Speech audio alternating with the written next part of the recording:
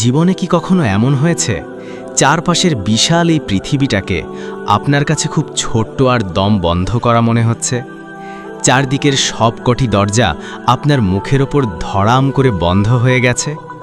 আপন মানুষগুলো যখন অচেনা হয়ে যায়, ঋণের পাহাড় সমান বোঝায় যখন রাতের ঘুম হারাম হয়ে যায়, আর চোখের জল মোছার জন্য যখন নিজের দুই হাত ছাড়া আর কেউ থাকে না, ঠিক তখন যদি আপনাকে বলি আপনার এই পাহাড় সমান কষ্ট ধুয়ে মুছে দেওয়ার জন্য আর আসমানের সমস্ত রহমতের দরজা খুলে দেওয়ার জন্য ছোট্ট একটি চাবি আছে।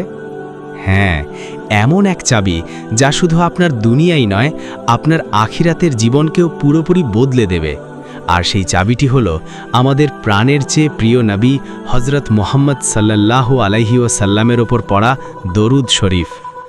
আজ আপনাদের এমন এক মানুষের গল্প শোনাব যার জীবনের প্রতিটি পৃষ্ঠা ছিল শুধুই হাহাকার, কান্নার শূন্যতায় ভরা, কিন্তু এই দরুদ শরীফ কিভাবে তার জীবনের গল্পটাকে একদম নতুন করে লিখে দিল তা শুনলে আজ আপনারও চোখের পানি আটকে রাখতে পারবেন না। গল্পের শুরুটা খুব সাধারণ একটা শহরের এক অন্ধকার আর জরাজীর্ণ বাড়ি থেকে। লোকটির নাম ছিল উসমান। উসমান একসময় খুব হাসি খুশি আর সচ্ছল একজন মানুষ ছিল। নিজের ছোট একটা ব্যবসা ছিল, স্ত্রী আর একমাত্র ফুটফুটে মেয়ে ফাতিমাকে নিয়ে তার ছোট্ট সংসারটা যেন বেহেশতের একটা টুকরো ছিল। কিন্তু সময়ের নির্মম পরিহাস বড়ই কঠিন। হঠাৎ করেই যেন উসমানের জীবনে এক কালবৈশাখী ঝড় নেমে এলো। ব্যবসায় একটার পর একটা লোকসান হতে লাগলো। কেউ তার সাথে প্রতারণা করল, আবার কখনো বা পরিস্থিতির শিকার হয়ে তার চোখের সামনেই তিল তিল করে গড়ে তোলা ব্যবসাটা একদম ধুলোয় মিশে গেল। দেনার দায়ে জর্জরিত হয়ে পড়ল উসমান। পাওনাদাররা প্রতিদিন তার বাড়ির সামনে এসে ভিড় জমাত, অকথ্য ভাষায় গালিগালাজ করত। সমাজের মানুষের কাছে উসমান হয়ে গেল একজন ঘৃণিত আর ব্যর্থ মানুষ। উসমানের স্ত্রী, যে কিনা তার সুসময়ের সঙ্গী ছিল, সেও আজ দুশ্চিন্তায়, অনাহারে আর অর্ধাহারে একেবারে ভেঙে পড়েছে। কিন্তু সবচেয়ে বড় কষ্টটা উসমানের বুকে ছুরির মতো বিঁধত যখন সে তার মেয়ে ফাতিমার দিকে তাকাত। ফাতিমার বয়স মাত্র 6 বছর, কিন্তু গত 1 মাস ধরে মেয়েটা এক অজানা জ্বরে ধুঁকছে। টাকার অভাবে ভালো কোনো ডাক্তার দেখানো তো দূরের কথা, দুবেলা দুমুঠো ভাত জোগাড় করাই উসমানের জন্য তখন দুনিয়ার সবচেয়ে বড় যুদ্ধ। আপনি কি জানেন একজন বাবার কাছে পৃথিবীর সবচেয়ে বড় কষ্টের মুহূর্ত কোনটা? যখন তার কলিজার টুকরা সন্তান বিছানায় শুয়ে ব্যথায় কাতরায় আর বাবা পকেটে হাত দিয়ে দেখে তার কাছে মেয়ের জন্য একটা সস্তা ওষুধ কেনার মতো একটা কানা কুড়িও নেই। উসমানের বুকের ভেতরটা প্রতিদিন হাজার টুকরো হয়ে ভেঙে যেত। সারাদিন সে মানুষের দ্বারে দ্বারে ঘুরত, একটু কাজের আশায়, একটু সাহায্যের আশায়। কিন্তু দুনিয়ার নিয়ম বড়ই অদ্ভুত আর স্বার্থপর। পকেট শূন্য থাকলে নিজের ছায়াও যেন দূরে সরে যায়। বন্ধু বান্ধব, আত্মীয় স্বজন সবাই মুখ ফিরিয়ে নিয়েছে। কেউ তাকে ধার দেওয়া তো দূরের কথা, রাস্তায় দেখলে না চেনার ভান করে এড়িয়ে যেত। দিন শেষে যখন উসমান খালি হাতে, ক্লান্ত আর বিধ্বস্ত শরীরে নিজের সেই অন্ধকার ঘরে ফিরত, তখন দরজার ওপাশ থেকে মেয়ের কাশির শব্দ শুনে তার পা যেন আর সামনের দিকে চলতে চাইত না। চরম অপরাধ বোধে সে গুটিয়ে যেত। রাতের বেলা যখন পুরো দুনিয়া ঘুমিয়ে পড়ত, উসমান তখন উঠোনের এক কোণে বসে হাউমাউ করে কাঁদত। নিজের 2 হাত আসমানের দিকে তুলে ফুপিয়ে ফুপিয়ে বলতো, হে আমার রব, হে আল্লাহ, আমার কি কোনো অপরাধের এত বড় শাস্তি দিচ্ছ তুমি? আমার বাচ্চাটার তো কোনো দোষ নেই মাবুদ, ওকে তুমি সুস্থ করে দাও। আমি যে আর ওর কষ্ট চোখে দেখতে পারছি না। আমাকে তুমি নিয়ে যাও আল্লাহ, তবুও আমার পরিবারটাকে তুমি বাঁচাও। তার কান্নায় যেন রাতের বাতাসও ভারী হয়ে উঠত। এভাবেই কাটছিল দিন। একদিন পাওনাদাররা এসে উসমানকে সবার সামনে রাস্তার মোড়ে চরম অপমান করে গেল। এমনকি তারা হুমকি দিয়ে গেল যে কালকের মধ্যে তাদের টাকা বুঝিয়ে না দিলে তারা উসমানের শেষ সম্বল ওই ভাঙা বাড়িটাও কেড়ে নেবে এবং তাকে জেলে পাঠাবে। উসমানের মনে হলো তার পায়ের নিচ থেকে মাটি সরে যাচ্ছে। চারদিকটা ঘুরতে লাগলো তার। সে আর সহ্য করতে পারল না। বুকের ভেতর জমানো এক রাশ পাথর সমান কষ্ট নিয়ে সে বাড়ি থেকে বেরিয়ে গেল।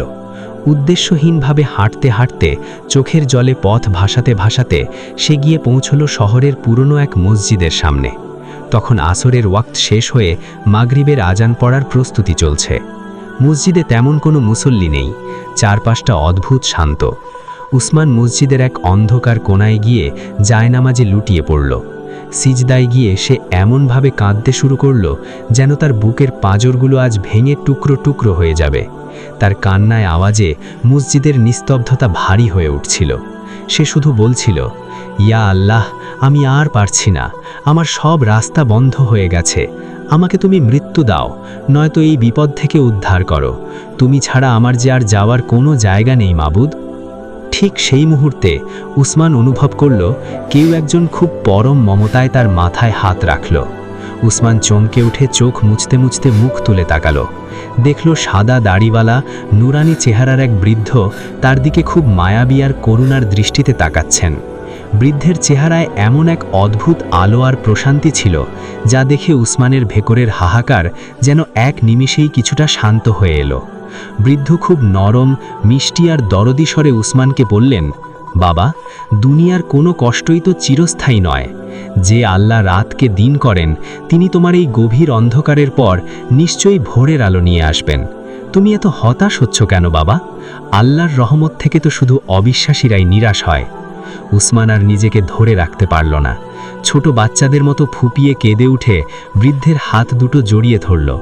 নিজের জীবনের সব কষ্টের কথা, পাহাড় সমান দেনার কথা, মানুষের অপমানের কথা আর তার ছোট্ট মেয়ের অসুস্থতার কথা বৃদ্ধের কাছে খুলে বলল। সে বলল, আমার যে আর কোনো উপায় নেই, আমি শেষ হয়ে গেছি। সব কিছু মনোযোগ দিয়ে শুনে বৃদ্ধ খুব স্নিগ্ধ একটা হাসি হাসলেন। উসমানের কষ্ট দেখে তার চোখের কোণেও যেন এক ফোঁটা পানি চিকচিক করে উঠল। তিনি উসমানের কাঁধে হাত রেখে অত্যন্ত দৃঢ় আর আত্মবিশ্বাসের সাথে বললেন, বাবা, তোমার সব অভাব, সব ঋণ আর সব দুশ্চিন্তা নিমিষে দূর করার একটাই মহাঔষধ আমি তোমাকে আজ দিতে পারি। তুমি কি তা নেবে? উসমান যেন অন্ধকারের ভেতর এক টুকরো আলোর সন্ধান পেল। সে উদ্গ্রীব হয়ে দুই হাত জোড় করে বলল, কি সেই ওষুধ? আমাকে বলুন, আল্লাহর কসম, আমি আমার জীবন দিয়ে হলেও তা করব। শুধু আমার মেয়েটাকে আমি বাঁচাতে চাই। ওসমান সেই নুরানি চেহারার বৃদ্ধের কথাগুলো নিজের বুকের একেবারে গভীরে গেঁথে নিল। তার মনে হলো এতদিন ধরে সে এক গহীন অন্ধকারে পথ হারিয়ে ফেলেছিল, আর আজ কেউ যেন তার হাতে একটা উজ্জ্বল প্রদীপ ধরিয়ে দিয়েছে। মসজিদ থেকে বের হয়ে বাড়ির দিকে পা বাড়ালো ওসমান। চারদিকে রাতের ঘুটঘুটে অন্ধকার, শহরের কোলাহল থেমে গেছে, কিন্তু উসমানের ঠোঁট দুটো অবিরাম নড়ছে। ফিসফিস করে অত্যন্ত মায়ায়, চরম আকুলতায় সে পড়তে শুরু করল, সাল্লাল্লাহু আলাইহি ওয়াসাল্লাম, সাল্লাল্লাহু আলাইহি ওয়াসাল্লাম। প্রতিবার এই পবিত্র নামটা উচ্চারণ করার সাথে সাথে তার দুই চোখ বেয়ে অঝরে পানি ঝরতে লাগল। এ এক অদ্ভুত অনুভূতি। এতদিন সে কাঁদত হতাশা আর কষ্টে, কিন্তু এখন তার কান্নায় মিশে আছে এক অজানা প্রশান্তি। তার মনে হচ্ছিল এই ছোট্ট দরুদ শরীফটা পড়ার সাথে সাথে তার বুকের উপর চেপে বসা পাহাড় সমান ভারী পাথরটা যেন একটু একটু করে হালকা হয়ে যাচ্ছে। বাড়িতে ফিরে সে দেখল তার স্ত্রী ফাতিমা শিওরে বসে হাউমাউ করে কাঁদছে। মেয়েটার গায়ের জ্বরে যেন বিছানা পুড়ে যাচ্ছে। চোখ দুটো বোজা, আর জ্বরের ঘোরে মেয়েটা অস্ফুট স্বরে কি যেন বকছে। ওসমানের বুকটা আবারও ডুকরে কেঁদে উঠল, কিন্তু এবার সে আর হতাশায় ভেঙে পড়ল না। সে নীরবে গিয়ে মেয়ের মাথার কাছে বসল, নিজের ডান হাতটা পরম মমতায় মেয়ের কপালে রাখল, আর চোখ বন্ধ করে নিজের সমস্ত সত্তা দিয়ে, হৃদয়ের সমস্ত ভালোবাসা আর বিশ্বাস উজাড় করে নবীজির উপর দরুদ পড়তে লাগল। তার চোখ থেকে টপ টপ করে গরম জল গড়িয়ে পড়ছে মেয়ের কপালে, আর তার ঠোঁটে শুধু একটাই আওয়াজ, দরুদ আর দরুদ। ওই রাতটা উসমানের ছোট্ট ভাঙা ঘরে কেউ ঘুমালো না। স্বামী স্ত্রী দুজনে মিলে সারা রাত শুধু চোখের পানি ফেলেছে আর অবিরাম দরুদ শরীফ পাঠ করেছে। ঘরের ভেতরের হাহাকার আর শূন্যতা যেন রাত বাড়ার সাথে সাথে রহমতের এক স্নিগ্ধ আলোয় ভরে উঠতে লাগল। সকাল হলো। সূর্যের আলো ফোটার সাথে সাথেই উসমানের বুকের ভেতরটা ধক করে উঠল। আজ পাওনাদারদের আসার কথা। তারা হুমকি দিয়ে গিয়েছিল, আজ টাকা না দিলে তাকে বাড়ি থেকে বের করে দেবে, জেলে পাঠাবে। উসমানের কাছে একটা কানাকড়িও নেই, কিন্তু তার ঠোঁটের দরুদ পড়া এক মুহূর্তের জন্য থামল না। সকাল ঠিক 10টার দিকে দরজায় প্রচণ্ড জোরে আঘাতের শব্দ হলো। উসমান চোখ বন্ধ করে একটা গভীর দীর্ঘশ্বাস নিল। বুকে সাহস জুগিয়ে মুখে দরুদ শরীফ পড়তে পড়তে সে গিয়ে দরজা খুলল। সামনে দাঁড়িয়ে আছে সেই পাওনাদার যার চেহারা সবসময় রাগে আর ক্ষোভে লাল হয়ে থাকত। উসমান মাথা নিচু করে দাঁড়িয়ে আছে। সে জানে আজ চরম অপমান জুটবে তার কপালে। কিন্তু মিনিট খানেক পার হয়ে যাওয়ার পরও যখন কেউ কোনো গালিগালাজ করল না, তখন উসমান অবাক হয়ে মাথা তুলে তাকালো। সে দেখল পাওনাদারের সেই রাগী চেহারায় আজ কোনো ক্ষোভ নেই, বরং এক অদ্ভুত মায়া আর শান্ত ভাব। লোকটা উসমানের দিকে তাকিয়ে হঠাৎ খুব নরম গলায় বলল, উসমান ভাই, আমি জানি তুমি খুব বিপদে আছো। কাল রাতে যখন আমি ঘুমাতে যাই, তখন আমার কেন যেন বারবার মনে হচ্ছিল আমি তোমার সাথে বড্ড অন্যায় করছি। তুমি তো মানুষ খারাপ নও, পরিস্থিতি তোমাকে বাধ্য করেছে। তুমি এক কাজ করো, তোমার টাকাটা আমাকে এখন দিতে হবে না, তুমি আরও 6 মাস সময় নাও। আর এই নাও কিছু টাকা, শুনলাম তোমার মেয়েটা খুব অসুস্থ, ওর জন্য ভালো ডাক্তার দেখাও আর ওষুধ কিনে নিয়ে যাও। কথাগুলো শুনে উসমান যেন নিজের কানকে বিশ্বাস করতে পারছিল না। তার মনে হচ্ছিল সে কি কোনো স্বপ্ন দেখছে? যে মানুষটা কালও তাকে চরম অপমান করেছে, আজ সে নিজে এসে তাকে সময় দিচ্ছে, আবার মেয়ের চিকিৎসার জন্য টাকাও দিচ্ছে। উসমানের 2 হাঁটু যেন আর শরীরের ভার নিতে পারল না। সে সেখানেই মাটিতে লুটিয়ে পড়ল, সিজদায় পড়ে অঝরে কাঁদতে লাগল। তার কান্নায় মাটি ভিজে যাচ্ছিল। সে বুঝতে পারল এই সাহায্য আসমান থেকে এসেছে। এটা কোনো সাধারণ ঘটনা নয়, এটা সেই দরুদ শরীফের বরকত যার কথা সেই বৃদ্ধ মসজিদে তাকে বলেছিলেন। আল্লাহ তাআলা তার হাবিবের ওপর দরুদ পড়ার কারণে একজন পাষাণ মানুষের হৃদয়কেও মোমের মতো গলিয়ে দিয়েছেন। উসমান আর এক মুহূর্তও দেরি করল না। পাওনাদারের দেওয়া টাকাটা হাতে নিয়ে সে ছুটল বাজারের দিকে। দৌড়াতে দৌড়াতে সে শুধু কাঁদছে আর দরুদ পড়ছে। তার ঠোঁট কাঁপছে, পুরো শরীর কাঁপছে। বাজার থেকে ভালো কিছু ফলমূল আর মেয়ের জন্য ওষুধ কিনে সে যখন বাড়ির দিকে ফিরছিল, তখন রাস্তার মোড়ে হঠাৎ পেছন থেকে কেউ তাকে ডাক দিল, উসমান, উসমান ভাই না? ফিরে তাকাতেই উসমান দেখল তার বহু পুরনো এক বন্ধু, যাকে সে বছর 5 আগে নিজের ব্যবসার সবথেকে ভালো সময় একটা বড় অঙ্কের টাকা ধার দিয়েছিল। বন্ধুটি ব্যবসা করার জন্য অন্য শহরে চলে গিয়েছিল। এরপর তার সাথে আর কোনো যোগাযোগ হয়নি। উসমান তো সেই টাকার কথা ভুলেই গিয়েছিল। বন্ধুটি দৌড়ে এসে উসমানকে জড়িয়ে ধরল, চোখে পানি নিয়ে বলল, ভাই, তুমি আমাকে মাফ করে দিও। আমি তোমার টাকাটা নিয়ে গিয়েছিলাম, কিন্তু ব্যবসায় এতই ঝামেলায় পড়েছিলাম যে তোমার সাথে যোগাযোগ করতে পারিনি। আজ 3 দিন হলো আমি এই শহরে এসেছি শুধু তোমাকে খোঁজার জন্য। আল্লাহ তোমাকে আমার সামনে এনে দিয়েছেন। ভাই, তোমার সেই টাকার কারণে আজ আমি অনেক বড় ব্যবসায়ী। আমি তোমার সেই ধারের টাকাটা তো এনেছি, সাথে আমার ব্যবসার লাভের একটা বড় অংশ তোমার জন্য নিয়ে এসেছি। তুমি এই টাকাটা রাখো ভাই। উসমান থরথর করে কাঁপছিল। তার মুখ দিয়ে কোনো কথা বেরোচ্ছিল না। চোখের সামনে একের পর এক কিভাবে সব বন্ধ দরজা খুলে যাচ্ছে, কিভাবে আসমানের মালিক তার জন্য রহমতের বৃষ্টি ঝরাচ্ছেন, তা দেখে সে নির্বাক হয়ে গেল।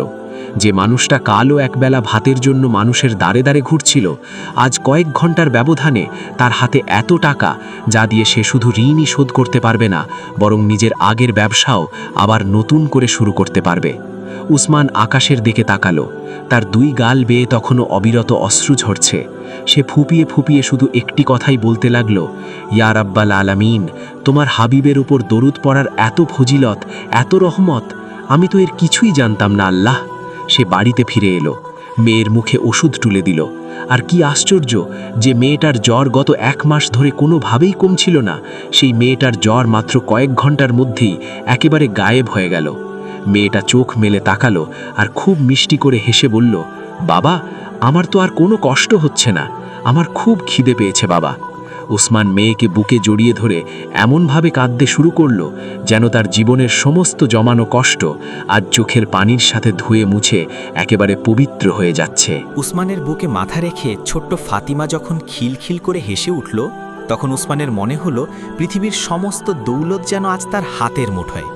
যে ঘরটা গত কয়েক মাস ধরে কেবলই দীর্ঘশ্বাস আর কান্নায় ভারী হয়ে থাকত, আজ সেই ঘরে বইছে বেহেশতি এক অনাবিল শান্তির সুবাতাস। উসমানের স্ত্রী দরজার পাশে দাঁড়িয়ে আঁচল দিয়ে মুখ ঢেকে অঝরে কাঁদছেন। তবে এই কান্না কোনো অভাব বা কষ্টের নয়, এ হলো মহান রবের প্রতি কৃতজ্ঞতার কান্না। এরপরের কয়েকটা দিন উসমানের জীবনের গল্পটা এমনভাবে পাল্টাতে শুরু করল যা হার মানায় রূপকথার গল্পকেও। বন্ধু দিয়ে যাওয়া সেই টাকা দিয়ে উসমান তার জীবনের সমস্ত দেনা, প্রতিটি পয়সা পাওনাদারদের বুঝিয়ে দিল। যে মানুষগুলো কিছুদিন আগেও তাকে দেখলে গালি দিত, অপমান করত, আজ তারাই উসমানের সততা আর বদলে যাওয়া অবস্থা দেখে অবাক হয়ে তাকিয়ে থাকে। উসমান পুরনো ব্যবসাটা আবার নতুন করে শুরু করলো। আর কি আশ্চর্য, যেখানে আগে ব্যবসায় একটু লাভের মুখ দেখতে তাকে হাড় ভাঙা খাটুনি খাটতে হতো, এখন সামান্য চেষ্টাতেই তার ব্যবসায় এমন বরকত আসতে লাগলো যে সে স্বপ্নেও কল্পনা করতে পারেনি। কিন্তু জানেন, এত টাকা, এত সম্মান, এত সুখ আসার পরও উসমানের জীবনের একটা জিনিস একটুও বদলায়নি, আর সেটা হলো তার ঠোঁটে লেগে থাকা সেই পবিত্র দরুদ শরীফ। উসমান যখন দোকানে বসে হিসেব মেলাতো, তার ঠোঁট নড়ত সাল্লাল্লাহু আলাইহি ওয়াসাল্লাম। সে যখন রাস্তায় হাঁটত, মানুষের সাথে কথা বলতো, এমনকি রাতের বেলা যখন সবাই গভীর ঘুমে আচ্ছন্ন থাকত, তখনও উসমানের চোখ দিয়ে অঝরে পানি ঝরত, আর সে ফুপিয়ে ফুপিয়ে নবীজির উপর দরুদ পড়ত। সে বুঝতে পেরেছিল তার এই সুখ, এই সম্মান, তার মেয়ের এই নতুন জীবন, এর কোনোটাই তার নিজের যোগ্যতায় আসেনি। এ সবই এসেছে আসমানের মালিকের পক্ষ থেকে, আর তার একমাত্র উসিলা হলো এই দরুদ শরীফ। উসমানের মনে পড়ে যেত সেই নুরানি চেহারার বৃদ্ধের কথা। তিনি তো ঠিকই বলেছিলেন, দরুদ হলো এমন এক মহৌষধ যা জীবনের সব ক্ষত মুছে দেয়। উসমান তার ব্যবসার লাভের একটা বড় অংশ গরিব দুঃখীদের মাঝে বিলিয়ে দিতে শুরু করল। যেই তার কাছে নিজের কষ্টের কথা নিয়ে আসতো, উসমান তাকে সাহায্যের পাশাপাশি একটা কথাই বলতো, ভাই দরুদ পড়ো, নবীজির ওপর দরুদ পড়ো, আমার আল্লাহ কাউকে খালি হাতে ফেরান না। এভাবে দেখতে দেখতে পার হয়ে গেল বেশ কয়েকটা বছর। উসমান এখন শহরের একজন সম্মানিত মানুষ। তার মেয়ে ফাতিমা বড় হয়েছে, দিনদার এক ছেলের সাথে তার বিয়েও হয়েছে। উসমানের জীবনে আর কোনো অপূর্ণতা নেই, কিন্তু তার অন্তরের গভীরে একটা তৃষ্ণা সব সময় তাকে কাঁদাতো। সে আল্লাহর কাছে শুধু একটা জিনিসই চাইত, হে মাবুদ, যে নামের উসিলায় তুমি আমার মরা গাঙে বান ডাকিয়েছ, আমার অন্ধকার জীবনকে আলোয় ভরিয়ে দিয়েছ, সেই নামের অধিকারী আমার প্রাণের নবীজিকে আমি একবার স্বপ্নে দেখতে চাই, একবার আমার আক্কামাদানিকে চোখের দেখা দেখতে চাই। উসমানের এই কান্নায় এতটাই প্রেম আর আকুলতা ছিল যে আল্লাহ তাআলা তার এই প্রিয় বান্দার ডাক কবুল করে নিলেন। একদিন গভীর রাতে তাহাজ্জুদের নামাজ পড়ে উসমান যখন জায়নামাজেই ঘুমিয়ে পড়ল, সে এক অপূর্ব সুন্দর স্বপ্ন দেখল। সে দেখল এক বিশাল সবুজ ময়দানে সে দাঁড়িয়ে আছে, চারদিকে এক অদ্ভুত মিষ্টি সুবাস, আর তার সামনে দাঁড়িয়ে আছেন এমন একজন যার চেহারার আলোয় পুরো ময়দান আলোকিত হয়ে আছে। তিনি অত্যন্ত মায়াবী হেসে উসমানের দিকে তাকিয়ে বললেন, উসমান, তুমি আমাকে এত ভালোবাসো, তোমার পড়া প্রতিটি দরুদ আমার কাছে পৌঁছায়, আর আমি তোমার জন্য আল্লাহর কাছে দোয়া করি। উসমানের ঘুম ভেঙে গেল, তার সারা শরীর থরথর করে কাঁপছে, দুই চোখ বেয়ে ঝরনার মতো পানি ঝরছে। সে জায়নামাজে লুটিয়ে পড়ে সেজদায় গিয়ে শুধু কাঁদতে লাগল। এই শান্তি, এই প্রাপ্তির কাছে দুনিয়ার সমস্ত ধন সম্পদ যেন একেবারেই তুচ্ছ। আমার প্রিয় ভাই ও বোনেরা, আজ হয়তো আপনিও জীবনের কোনো এক চরম ক্রান্তিলগ্নে দাঁড়িয়ে আছেন। চারদিকের পরিস্থিতি হয়তো আপনাকে গলা টিপে ধরছে, হয়তো ঋণের বোঝায় আপনার রাতের ঘুম হারাম হয়ে গেছে, পাওনাদারের ভয়ে আপনি পালিয়ে বেড়াচ্ছেন, হয়তো আপনার নিজের আপন মানুষগুলোই আজ আপনার সাথে বেইমানি করেছে, আপনাকে রাস্তায় ছুঁড়ে ফেলেছে, কিংবা হয়তো আপনার কলিজার টুকরো কোনো সন্তান, বাবা মা বা প্রিয়জন হাসপাতালের বিছানায় ধুঁকছে, আর আপনি টাকার অভাবে অসহায় হয়ে শুধু ডুকরে ডুকরে কাঁদছেন। আপনার মনে হচ্ছে এই পৃথিবীতে আপনার কেউ নেই, কোথাও কোনো আশা নেই, সব দরজা বন্ধ। আজ আমি আপনাদের কাছে হাত জোড় করছি, গলাটা ধরে আসছে আমার, বুকটা ফেটে যাচ্ছে আপনাদের কষ্টের কথা ভেবে, কিন্তু বিশ্বাস করুন, চোখের পানিগুলো মুছে ফেলুন। কেউ নেই তো কি হয়েছে, আপনার একজন আল্লাহ আছেন, আর সেই আল্লাহর রহমতের দরজা খোলার সবচেয়ে বড় চাবি আপনার কাছেই আছে। আজ থেকে, এই মুহূর্ত থেকে দুনিয়ার সব চিন্তা বাদ দিয়ে শুধু দরুদ শরীফ পড়া শুরু করুন। চলতে ফিরতে, উঠতে বসতে শুধু পড়ুন সাল্লাল্লাহু আলাইহি ওয়াসাল্লাম। অজুতে থাকুন বা বিনা অজুতে, রান্না করতে করতে, গাড়িতে বসে, কিংবা রাতের অন্ধকারে একা যখন অঝরে কাঁদছেন, তখনও যেন আপনার ঠোঁটে এই পবিত্র নামটা থাকে। আপনি কি জানেন না, যখন আপনি একবার দরুদ পড়েন, স্বয়ং আল্লাহ তাআলা ফেরেশতাদের বলেন যে দেখো, আমার বান্দা আমার হাবিবকে কত ভালোবাসে, যাও ওর জীবনের সব কষ্ট দূর করে দাও, ওর উপর আমার রহমত ঢেলে দাও। বিশ্বাস করুন, আপনার পাহাড় সমান দেনা আল্লাহ এমন জায়গা থেকে শোধ করে দেবেন আপনি কল্পনাও করতে পারবেন না।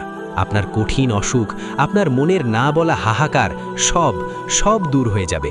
শুধু একবার পাহাড় সমান বিশ্বাস আর বুক ভরা ভালোবাসা নিয়ে আমাদের নবীজির উপর দরুদ পড়ুন। তারপর দেখুন আপনার জীবনটাও কিভাবে উসমানের মতো বদলে যায়। আল্লাহ আমাদের সবাইকে বেশি বেশি দরুদ শরীফ পড়ার তৌফিক দান করুন।